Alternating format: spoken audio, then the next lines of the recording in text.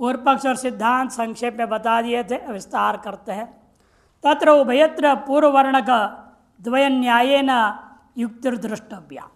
पूर्व पक्ष का भी युक्ति पूर्वाधिकरण के अनुसार लेना है, वो वर्णक के अनुसार ही लेना है, और सिद्धांति का युक्ति भी पूर्व वर्णक के आधार पर ही रहना है। लिंगम तो एवं आमनायते, फर्क कहाँ है कि लिंग में पहले में क्या था, पदा कहा था, दूसरे में षष्ठी कहा था, ये सब शब्द विशेष आए थे लिंग। वैसे यहाँ लिंग बदलता है केवल इस विषय में। चतुर्विंशतिर्जगत्यस तृतीय सवन एकाच ककुभिति, ये लिंग वाक्य है। 24 जगति तृतीय सवन में पाठ होना है और एक ककुब का पाठ होना है। अब एक 24 संख्या कैसे जगति की पूरी होगी और एक ककुबंश शेष रह जाए, इस तरह से आपको प्रग्रथन करना है। कैसे ग्रथन करना है, वह क्या है क्या नहीं है बता रहे। संयम संख्या प्रग्रथन उपपद्यते, वह जो 24 संख्या आदि जो है प्रग्रथन प्रक्रिया से ही उपपन्न हो सकता है। तथा ही गायत्र संहितयोः साम्नोर आश्रय गायत्री त्रिचे द्विरभ्यस्ते सति षड गायत्री भवन्ति। गायत्री साम और संहित साम सच गाया जाएगा जो त्रिच, उस त्रिच की आवृत्ति करने पर क्या हो जाएगा, हमारे पास 6 गायत्री हो जाएंगे। गायत्री त्रिचे दुरभ्यस्त सती षड गायत्री भवंती। और चतुर्विंशत्यक्षरा गायत्री, 24 अक्षर वाले का नाम गायत्री होती है। अष्टाचत्वारिंशत् अक्षरा जगति और अष्टाचत्वारिंशत् माने 48 अक्षर, 24 का 2 गुणा, उसका नाम जगति। तो 6 गायत्री का मतलब क्या हो जाएगा, 3 जगति हो जाएगा कि 2 गायत्री 1 जगति हुआ, 6 गायत्री से 3 जगति तैयार हो गया। तथा षड्वीर गायत्री तीसरो जगत्यो भवंती, षड गायत्रियों के द्वारा 3 जगति तैयार हो गया। श्वावाश्व आंधिगवयोर आश्रयभूता प्रग्रथिता दुरभ्यस्ता षड अनुष्टुभो भवंती। पूर्व में वर्णक में जैसे बताया उसके अनुसार श्वावाश्व और आंधिगव इन दोनों का आश्रयभूता ऋचाओं को प्रग्रथन करने पर वो मिलाकर दुरभ्यास कर देता, उसके बाद तो वो हो जाएंगे 6 अनुष्टुप हो जाते हैं। और 6 अनुष्टुप का मतलब क्या हो गया, 32 है ना, वो एक अनुष्टुप में क्या होता है 32, 6 हो गया तो 128 हो जाएगा। और 128 का मतलब 48 का 3 गुणा, नहीं 4 गुणा, 48 का 4 गुणा तो हो जाएगा 128, तो बन जाएगी वो 4 जगति बन जाएगा। मिलित्वा सप्त जगत्या सप्त संपन्ना। अभी 4 जगति ये हो गया, पहले 3, अब कुल मिला के 7 जगति उत्पन्न हो जाएंगे। उसके बाद आता है सफस्य पौष्कलस्य च सामांतरवत त्रिचे, सफ नामक साम का जो त्रिच है और पौष्कल नामक साम का जो त्रिच है उसका गानम न कर्तव्यम, किंतु एक एक श्याम ऋचि, कि उनका 3 ऋचा है ही नहीं वास्तव में, एक एक ऋचा में उनको गाई जाती है। तत्कुतो अवगम्यते, ये कैसे आपको पता चला। उष्णी ककुभीति सप्तम एक वचनांताभ्याम विशेष विधानात्। सफ के लिए उष्ण ही कहा और पौष्कल के लिए ककुभ भी कह दिया, एक वचन प्रयोग हुआ सप्तमी का, इसे ज्ञापन हो गया। अष्टाविंशत्यक्षरयोर उष्टिक ककुभोर एका जगति बन गया। 28 अक्षर वाला जो है उष्टिक है और ककुब भी है, तो मिलाकर कितने हो जाएंगे, वो एका जगति बन जाएगा। गायत्री पादश्च संपद्यते, और गायत्री का एक पाद शेष बचेगा। क्यों, कितना था 28, 28 कितना हो जाएगा 56, 56 में से 48 एक जगति निकाल लो तो कितना बचेगा 8, और गायत्री का एक पाद के बराबर हो गया। इसलिए गायत्री का एक पाद बचा हुआ अपने हाथ में, इधर एक जगती तैयार हो गया, 7 और 1 8, 8 जगती तैयार हो गया है। अब ककुबी मध्यम पादो द्वाशाक्षर, ककुब का जो मध्यम पाद है वो पाराक्षर है। अतएव उष्णी च पर पाद यदि तयोर भेद, और उष्णी का भी वह पर पाद हो गया। इन दोनों में ये अंतर होता है। जो गायत्री का एक पाद बनाऊंगा इस तरह से बनाया जाएगा, ककुब के बीच के पाद से लिया जाएगा और उष्णी का चरम पाद से लेकर के गायत्री का एक पाद तैयार होता है।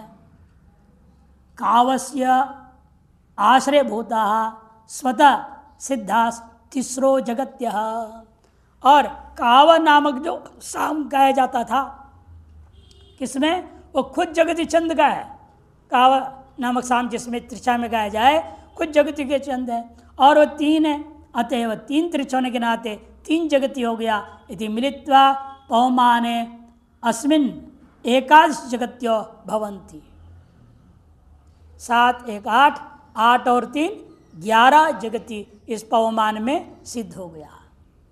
गायत्री पादश्च त्रिच्यते, और साथ में क्या है, एक पाद गायत्री, शेष अक्षर बचा हुआ है आपके पास। अब क्या करना, उसके बाद आरोह पवमानवत तृतीय सवने यज्ञ स्तोत्रम एकम अस्ति। तृतीय सवन में आर्भव पवमान स्तोत्र के समान एक स्तोत्र वहाँ है जिसका नाम है यज्ञ स्तोत्र। तस्य च आश्रय यज्ञ यो अग्नयति असौ प्रगातः। यज्ञ वो अग्नय इत्यादि जो ऋचा है वो भी प्रघात ऋचा है। तत्र पूर्वा बृहति है, उत्तरा स्टार पंक्ति। और पूर्व में क्या है, बृहति है, और आगे में स्टार पंक्ति जैसे पहले था उसी पर ये भी ऋचा उसी प्रकार की। तयोः प्रग्रथनेन ककुभाव उत्तरे कर्तव्ये, यही प्रग्रथन के द्वारा 2 ककुभाव को उत्तर भाग में बना लेना होगा। तत्र 21 स्तोम, और यहाँ भी जैसे पहले आपने कितने स्तोम बनाए थे, हाँ 12 ना, 12 5 17 सप्तदश स्तोम बनाए थे, और अब यहाँ 21 स्तोम बनाना है। कैसे बनाओगे, वही प्रक्रिया बता रहे।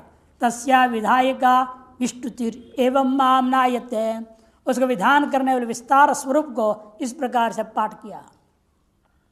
पहले क्रम में सप्तभ्यो हिं करोति, स तिस्रभि स एकया, 7 पाठ करनी है। पहला 3 बृहति होगा, फिर 3 ककुब होगा, उसके बाद 1 ककुब होगा, और फिर सप्तभ्यो हिं करोति स एकया स तिस्रभि। दूसरी पंक्ति में पहला 1 बृहति होगा, फिर 3 ककुब, फिर दूसरे ककुब को भी 3 बार किया जाएगा। अंत में सप्तभ्यो हिं करोति, अंत पुनः 7 बार जो किया, उसमें क्रम क्या होगा, स तिस्रभि स एकया स तिस्रभिरीति। 3 बृहति, बीच वाला ककुब को 1 बार, अंत वाला ककुब को 3 बार, 3 1 3, कुल मिला करके ये 21 हो जाएगा। 14 ककुब हो जाएंगे और आपके 7 बृहति हो जाएंगी। 3 3 1 लिखना है तो लिख लो, 3 3 1 1 3 3 और 3 1 3, ये क्रम रहेगा।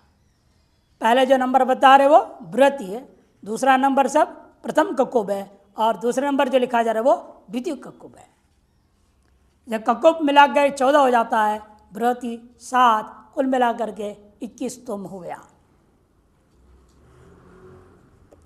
अयम अर्थ स्वयं बता रहे अर्थ, प्रथमाया बृहत्या त्रिषु पर्यायेषु त्रिवारम एक वारम पुनस्त्रिवारम। जो बृहति पहले की जाती है, पहले पर्याय में कितना है वो 3, दूसरे पर्याय में 1 और अंतिम पर्याय में 3, कुल मिला के सप्त बृहत्या।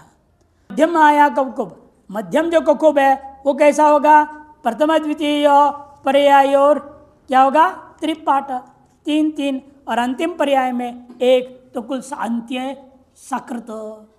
उत्तम आया ककुब, उत्तम जो ककुब है आदौ सकृत है, फिर द्वितीय तृतीय और त्रिस्त्रिरिति एवं चतुर्दश ककुब हो जाएंगे। तासु ककुब सोम द्वादशाक्षरा मध्यम पादास चतुर्दश। 12 अक्षर वाले मध्यम पाद क्या हो जाएंगे? 14 हो जाएंगे। इसीलिए 14 ककुब है, उसके बीच के पाद 12 अक्षर होता है। अब वो कुल इसीलिए 14 मध्यम पादास चतुर्दश। गुणा करो आप उसको, 12 अक्षर वाला 14 पाद है, 12 गुणा 14 हो जाएगा। तथा तेषु सप्तपादा सप्तसु बृहतिषु योजना, उनमें 7 पाद 7 बृहति का मिला दो। बृहति के 7 पाद ले लूँगा और प्रथम जो मध्यम जो ककुब था वो भी कितना हो जाएंगे? 7। कुल मिला के 7 जगती बन जाएगा। उससे 7 जगती बन जाता है। तथा सप्त जगत्यो भवंती, उसे 7 जगती बन जाता है। 14 आपके मध्य पाद जो 12 अक्षर वाला ककुब ले लो, 14 में से 7 मध्यम पाद को जोड़ूंगा 7 बृहति के साथ, तो 7 जगती बन जाता है। उसके बाद क्या होगा?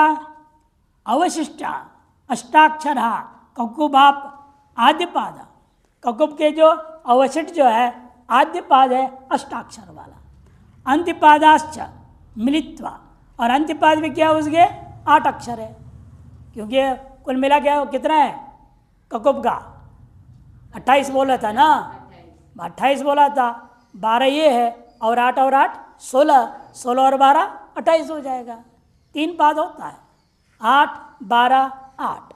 पहला और तीसरा पाद का 8 अक्षर ले लो, 16 अक्षर हो जाएगा वो। और 16 को क्या करूँगा? हाँ, अंत्यपादाश्च मिलित्वा अष्टाविंशति हो जाएगा।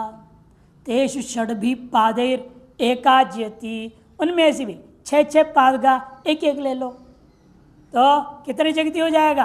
4 जगती बन जाएगा। 28 थे ना, 28 थे, 28 पाद में से आप 6 चौका 24 अलग कर दो, 4 बचेगा। 4 जगती हमको मिल गया।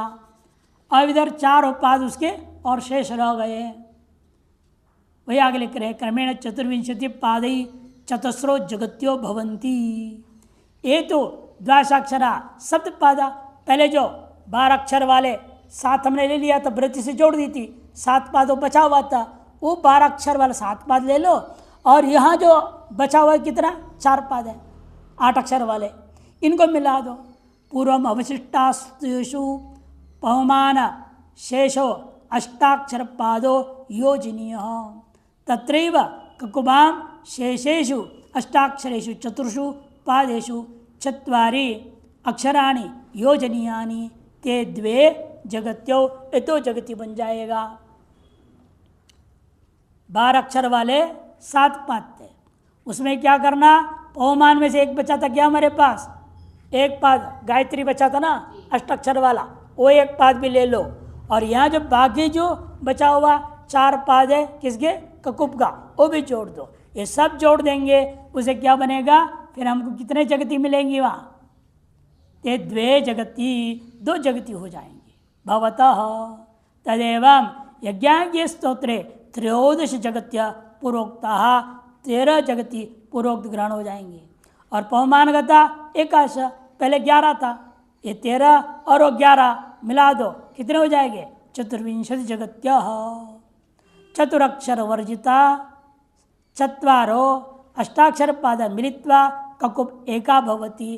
अंत में जो 4 अक्षर बच गया और आपके अष्टाक्षर वाला एक पाद जो मिला करके ककुब का एक ककुब तैयार हो जाएगा। इसलिए 24 जगती और एक ककुब आपका अवशेष बन गया।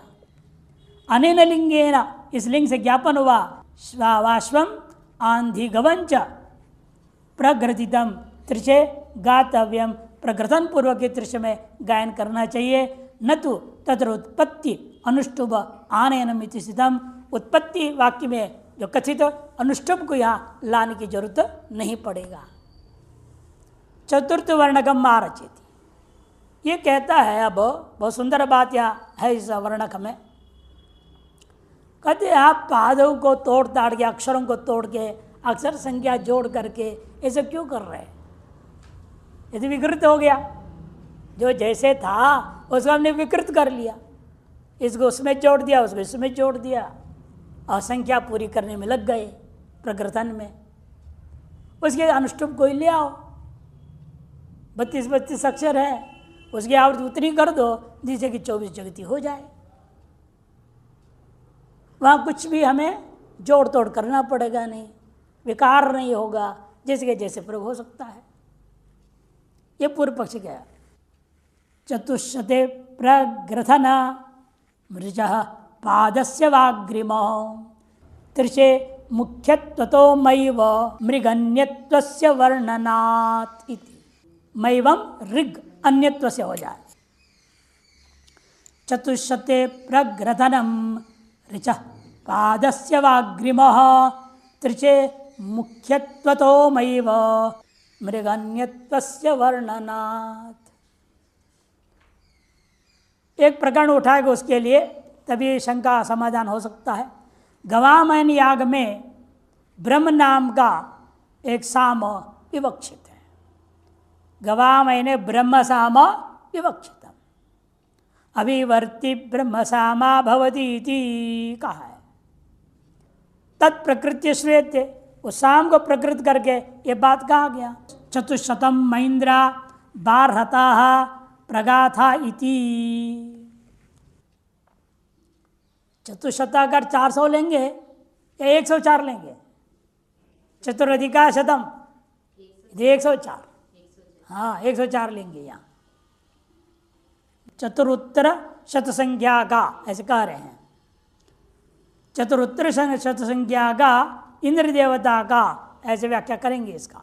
उन्हें 104 बृहति बनाकर गाना है। प्रकर्तन के बिना होगा नहीं।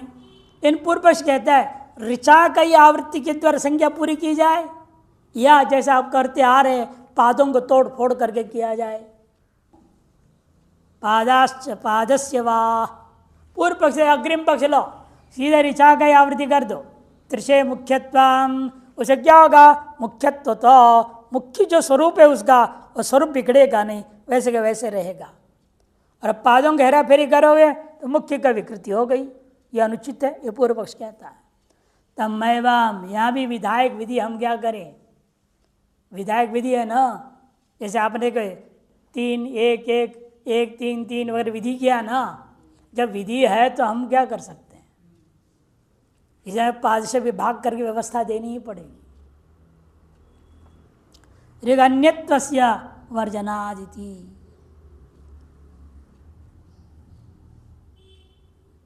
चतुरुत्तर शत संख्या का इंद्र देवता का बृहति छंदस का प्रगाता ऋग्द्वयात्मिका इति। गवामयन प्रकरण में ब्रह्म साम विहित है, अभिवर्ति ब्रह्म सामा भवती ऐसे विधि है। उस विधि को प्रकृत करके ये कहा गया तत् प्रकृति श्रूयते चतुशतम ऐन्द्रा भारता प्रगाथा इति। उसका अर्थ है चतुरुत्तर शत संख्या का 104 संख्या वाला इंद्र देवता का बृहति छंदस का इंद्र देवता जिनका ऐसे बृहति छंदों में प्रगाथा प्रघात पूर्वक प्रग्रथन पूर्वक ऋग द्वयात्मक होते हुए भी ऐसे प्रग्रथन पूर्वक उनको गाना है। तेषु एक प्रगाथ गते द्वे ऋचौ, उनमें एक प्रगात में 2 ऋचा है। द्वितीय प्रगातगतम गताम एकाम ऋचम च प्रकृत्य, और द्वितीय प्रगात में 1 ऋचा है और 2 और 1 मिला करके अब प्रकृतन करना है।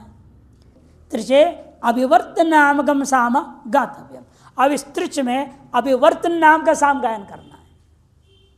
त्रिचे अभिवर्त नामकम साम गातव्यम। तथा सती, जब ऐसा निर्णय है तो आमनाता नाम अविकृता नाम एवं, जो पठित है उनको अविकृत बिना विकृत किए ही तीसृणाम ऋचाम लाभात, 3 ऋचाओं का लाभ है ही। त्रिचस्य मुख्यत्व भवति, त्रिच में मुख्यत्व भी रह जाएगा। पूर्वोक्त रीत्या पादक प्रग्रथने तो विकृतत्वाद अमुख्य त्रिच स्यात्, और पूर्वोक्त रीति से यदि आप पादों को तोड़ फोड़ के प्रकृतन करोगे तो विकृत हो जाएगा, अमुख्यत्व हो जाएगा तृषाओं में। इति प्राप्ते ब्रूमो हो, तब सिद्धांत कहते सुनो भाई, अन्या ऋचो भवन्ति कहा है, तदेव साम इति ऋचाम अन्यत्वम अत्र वर्ण्यत। अन्या ऋचो भवन्ति, तोड़े बिना अन्य अन्य कैसे होगा? एक ही को आप आवृत्ति करते रहेंगे, भिन्न कहाँ रह गया? वही वही वही कहूँगा ना। जब तोड़ के इधर का उधर जोड़ेंगे तो अलग अलग हो जाएगा वो। इसलिए विधान क्या? अन्या ऋचो भवन्ति तदेव साम इति ऋषाम में अन्यत्व जो विधान किया, तच्च पाद प्रकृतने संभवती, पाद से प्रकृतन करने पर ही यह संभव है। ऋक् प्रकृतने तो यायम ऋक् पूर्वस्य तृचस्य अंत्या सैव उत्तरस्य, यदि ऋक् का प्रकृतन करने लगूं तो ये होगा वह यह जो पूर्व ऋक् का अंत्य है वही अगला ऋक् का आदि है, ये क्रम चल जाएगा चक्कर। इति अन्यत्वम ऋचो न स्यात् तस्मात् पादस्य प्रकृतन कर्तव्यम, पाद से प्रकृतन करना ही उचित होता है। इस प्रकार से विस्तार रूपेण छठा अधिकरण 4 वर्णकों में पूरा हो गया। सप्तमाधिकरण मारचेति, 7वां अधिकरण की रचना करते हैं।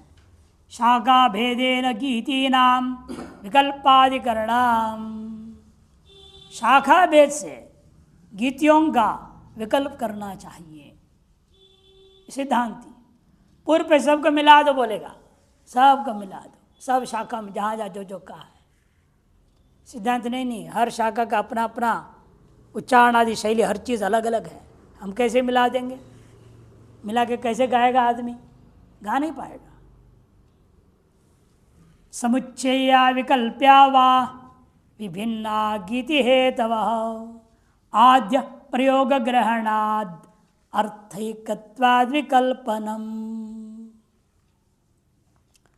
समुच्चया विकल्प्या वा विभिन्ना गीति हेतवः, शाखा भेद से, वेद भेद से विभिन्न गीति के जो साधन है हेतवा, वे जो है उनको समुच्चय कर देना चाहिए या विकल्प करना चाहिए।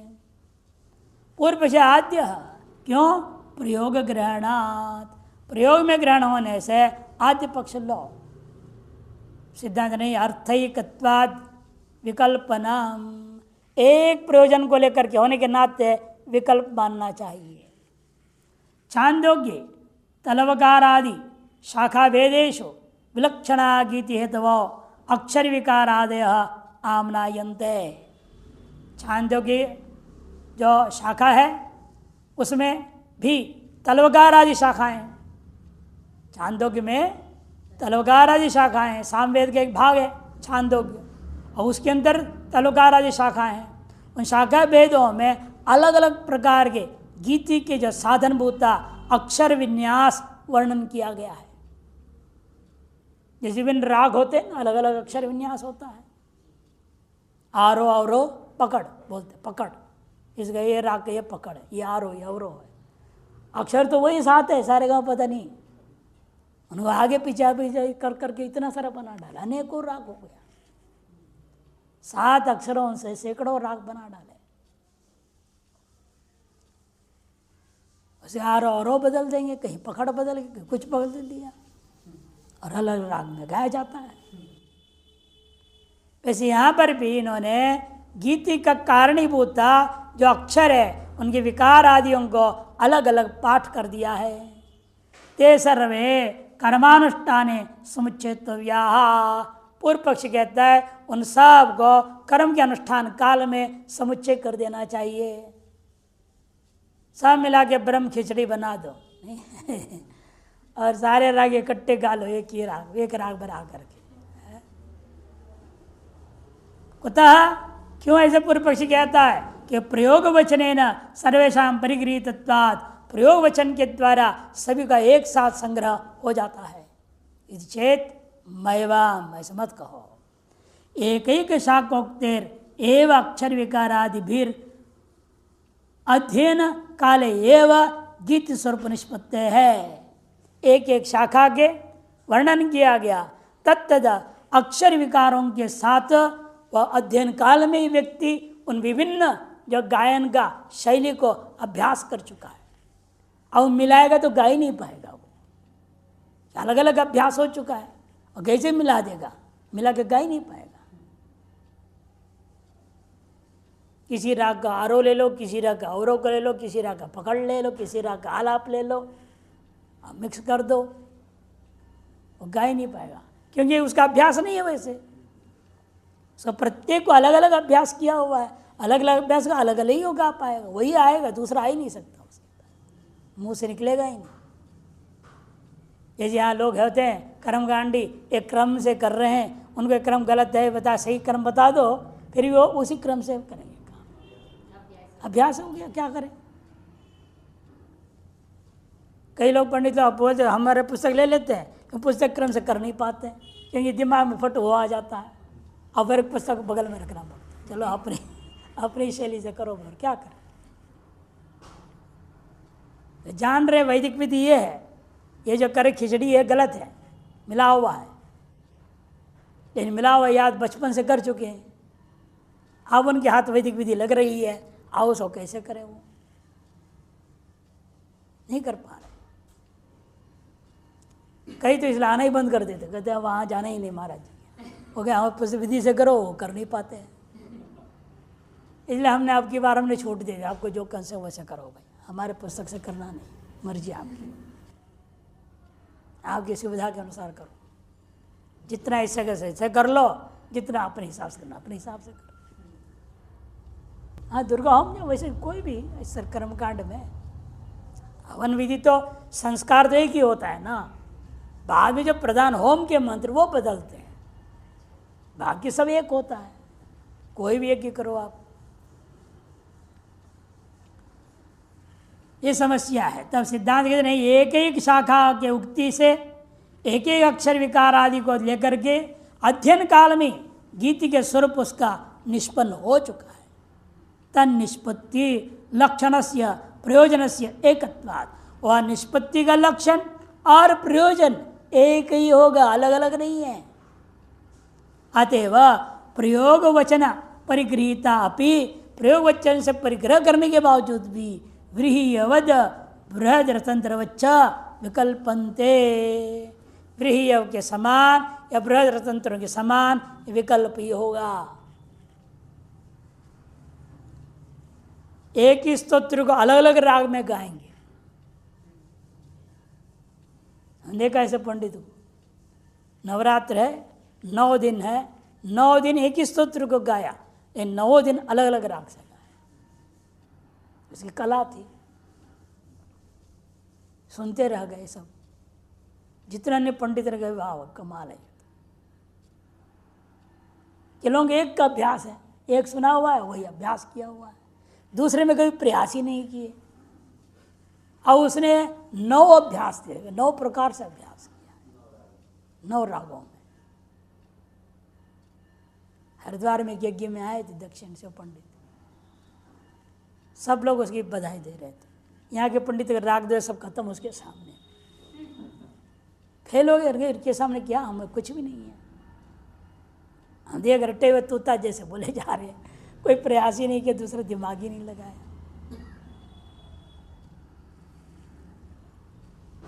अष्टमाधिकरणे प्रथम वर्णगम आरचिति, 8वां अधिकरण में प्रथम वर्णक आरंभ करते हैं। साम नैव स्तोतव्यत्वाधिकरणम, साम के साथ ही गायन करना चाहिए, बिना साम का ऋचा को अपने मन मर्जी गायन नहीं करना चाहिए। आजकल भजन भी वगैरह क्या है, कोई राग भी नहीं गाने लगे हैं, लोक संगीत जैसे गाने लग जाते हैं। लोक संगीत में क्या होता है, कोई राग वाग कुछ होता नहीं, बस अच्छा सुनने वालों को अच्छा होना चाहिए, और अधिक से अधिक कीर्तन में नाचना चाहिए। लोग वैसे बाजा बजाओ, धर धर धर नचाओ सबको, और राग वाग से कोई लेन देन नहीं, लोग खुश उसी से हैं। जितने जागरण और आदि होते हैं ना, उन कहाँ रागों की इतना ज्ञान है ही नहीं। इन गला अच्छा है और लोकगीत के जैसे गा लेते, बढ़िया से सुना देते हैं, लोग भी बीच बीच में नाचते रहते हैं। ऋक्सामभ्याम विकल्पेन स्तुति साम्नैव वाग्रिमः पुरेव मैवं ऋङ् निंदा साम प्राशस्त्य दर्शना। ऋक् और साम के द्वारा विकल्प करनी चाहिए स्तुति को, अथवा साम से ही स्तुति करना चाहिए। ऋक् सामभ्याम विकल्पेन स्तुति है, लेकिन स्तुति केवल ऋक् पाठ कर दो, गति जैसे पाठ कर दो, या साम जैसे करो, जैसे आपकी मर्जी। विकल्प पूर्वाधिकरण न्याय से कह दिया विकल्प करो, अथवा साम से ही गाना चाहिए। पूर्व पक्षी अग्रिम पूरा ही हुआ, जिसे पूर्वाधिकरण में आपने निर्णय दिया। बृहद्रतंत्र जैसे विकल्प हुआ, व्रीहियव जैसे विकल्प हुआ, ऋक् साम का विकल्प कर लो गायन में। सिद्धांत नहीं, केवल ऋक् गाने से दोष वर्णन किया, निंदा की गई है, और साम के साथ गाओगे उसकी प्रशंसा किया। अच्छा, केवल ऋक् कभी गाने के हिसाब से केवल गद्य का पाठ कर रहे हो, थोड़ा ऊँ करके मिला दे, थोड़ा ऊंचा नीचा करके, है ना, सुंदर स्वर से बोल दिया, वो नहीं होता है। साम को चढ़ा के ही गाना है। क्वचित कर्म विशेषे श्रूयते ऋचा स्तुवते सामना स्तुवते इति। कहीं किसी कर्म विशेष में कह दिया गया ऋचा स्तुवते सामना स्तुवते, तत्र पूर्व न्याय विकल्प, पूर्वाधिकरण न्याय के अनुसार विकल्प कर लो। जैसे व्रीहि बिरवा यजेत, यवैर्वा यजेत विकल्प है। मैवाम सीधा नहीं हो सकता। क्यों? ऋङ् निंदा साम प्रशंस्य और वाक्य शेषे अवगमात। ऋङ् मात्र का पाठ करने की निंदा और साम के साथ गाने की प्रशंसा वाक्य शेष के द्वारा कहा गया, उससे निश्चय हो जाता है। यद ऋचा स्तुवते तदसुरा अन्ववायन, यद सामना स्तुवते तदसुरा नान्ववायन, य एवं विद्वान सामना स्तुवीत इति ऋचम निंदित्वा। देखो, जो केवल ऋचा से स्तुति गान करेगा उसको असुर लोग ले जाएंगे, सब पुण्य। असुरान्ववायन, असुर उसमें अनुसूत हो जाएंगे, युक्त हो जाएंगे, वो ले जाएंगे सब पुण्य। और यदि आप शाम के साथ गाओगे असुरों को अच्छा लगेगा ही नहीं ना। शाम आजकल भी जो आदमी राक्षस हैं, इनको कहाँ अच्छा लगता है? भजन अच्छा नहीं लगता है, संगीत अच्छा नहीं लगता, सिनेमा गाना बजाओ, हाँ खुश हो जाते, खूब नाचेंगे। ये सब असुर है, वो उसमें जुड़ जाएंगे।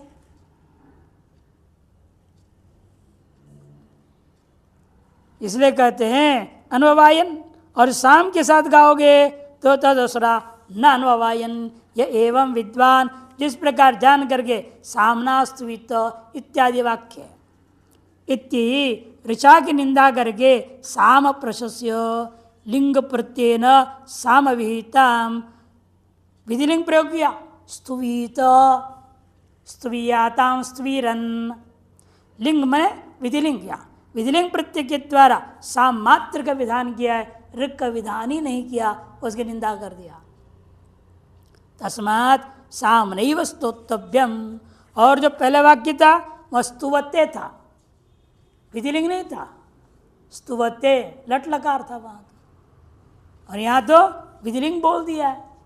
अच्छा, ऋचा स्तुवते साम स्तुवते, वो दोनों में क्या था? सामना स्तुवते में लट लकार था, लेना वाक्य शेष में आकर के ऋचा की निंदा करता हुआ साम की स्तुति किया, और अंत में साम गान का विधिलिंग से निर्देश भी कर दिया। तस्मात् साम नैव स्तोतव्यम, इसे साम के द्वारा ही स्तुति करना चाहिए, ये सिद्ध हो गया। द्वितीय वर्णकम आरचयति, गानस्य नियमो नोत विद्यते वन्युपस्थितौ नाम्ना न द्वयतो वस्त्येव प्रकृतित्वात् श्रुतेरपि। गानस्य नियमो न उत विद्यते, गायन का भी कोई नियम नहीं है या नियम है। वन्युपस्थित नामना च द्वयतो, क्योंकि जो है स्थल ऐसा ले रहा है, ये भी कर्म विशेष में ले रहा है। अयम सहस्र मानव इति ये तया आहवनीयम उपतिष्ठते कहा है। अग्नि का नाम ले ना, आहवनीय अग्नि, उसके ऊपर उपस्थान करने की बात कही है। वन्य उपस्थिति का वर्णन किया है। नामना च न द्वयत्वस्ते इति चेत न, इसलिए वन्य की उपस्थिति और नाम का कथन कर दिया, सहस्रमानव कह दिया। ये पूर्व पक्षी की युक्ति थी। तो सिद्धांत न द्वयतो अस्त्येव प्रकृतित्वात् श्रुतिरपि, उन्हीं दो हेतुओं को लेकर के प्रकरण के आधार पर श्रुति प्रमाण से हम निर्णय देते हैं आपको गायन का नियम पालन करना चाहिए। क्वचित कर विशेष श्रूयते अयं सहस्रमानव इति एतया आहवनीयम उपतिष्ठते। सहस्रम आनव इति एतया, इसके द्वारा आपको आहवनीय के स्थान में उपस्थित होना चाहिए। असौ ऋग प्रगीता संहिता ग्रंथ है, और यह ऋग जो है प्रगान वर्णन किया है संहिता ग्रंथ में समामना था। प्रगीता गान ग्रंथ है, और उसका प्रगीत जो है गान ग्रंथ में वर्णन किया। ततो वन्नेर उपस्थाने तस्याम ऋचि गानम न नियतम, इसे वन्नी के उपस्थान काल में इस ऋचा का गायन का नियम पालन करने की जरूरत नहीं है। किंतु विकल्पितम इति प्राप्त ब्रह्म, आज इसलिए विकल्प कर लो। तो सिद्धांत नहीं, अस्त्यव नियमो गाने, गान में नियम है। कुतः सामवेदे गान शिव प्रकृतत्वात्, कि सामवेद में जो भी कहा गया है सब गायन को ही प्रकृत करके कहा गया। ऋचाम संहिता पाठोत्र गानयैव, और ऋचाओं का जो संहिता पाठ है वह भी यहाँ गायन के लिए ही है। नहीं आधार मंत्र गातुम शक्यते, और ऋचा रूपी आधार के बिना केवल गायन तो हो नहीं सकता। जैसे कई बार बता चुका हूँ, भजन का लेख हुए बिना केवल राग को कैसे गाएंगे। भले केवल राग को दुनिया को दिखाने के लिए गाया जाता है, लेकिन बिना भजन का उस गाने का मुख्य प्रयोजन सिद्ध नहीं होता है। पूर्व पक्षी कहेगा अथोचित अयम सहस्र इति ऋग प्रतीक पूर्वकेण, ऋग विशेष के प्रतीक पूर्वक क्या कथन किया हुआ है। वाक्य न उपस्थान विधान, या उपस्थान का ही विधान है, अथवा गायन का विधि तो है ही नहीं। वाक्य से प्रकरणात् प्रबलत्वात्, और वाक्य जो है प्रकरण प्रमाण से प्रबल है। वाक्य प्रमाण क्या है? प्रकरण प्रमाण से बलवान है। इसलिए ऋचैव उपस्थानम, इसे ऋचा पाठ मात्र से उपस्थान करना चाहिए, बिना गायन का। इत्येतन्न, ऐसा मत कहो। प्रकृत प्रगीत मंत्रवाचिन्या एतया इति, एतया इति बोला है ना, कि प्रकृत प्रगीत मंत्र का वाची के लिए स्त्रीलिंग की प्रयोग कर दिया। एतया इति सर्वनाम प्रयुक्त है, सर्वनाम श्रुते है प्रबलतरत्व। सर्वनाम का जो श्रुति है वो वाक्य से भी ज़्यादा प्रबल है। ठीक है, प्रकरण से वाक्य प्रबल है, लेकिन उस प्रबल तर कौन है? वाक्य से भी श्रुति प्रमाण। श्रुति लुंग वाक्य प्रकरण स्थान समाज्ञा, ये क्रम है। प्रबलतरत्वात् तस्मात् प्रगीतया उपस्थानम, इसे एतया प्रगीतया अर्थ लेंगे, उसका उपस्थान करनी चाहिए।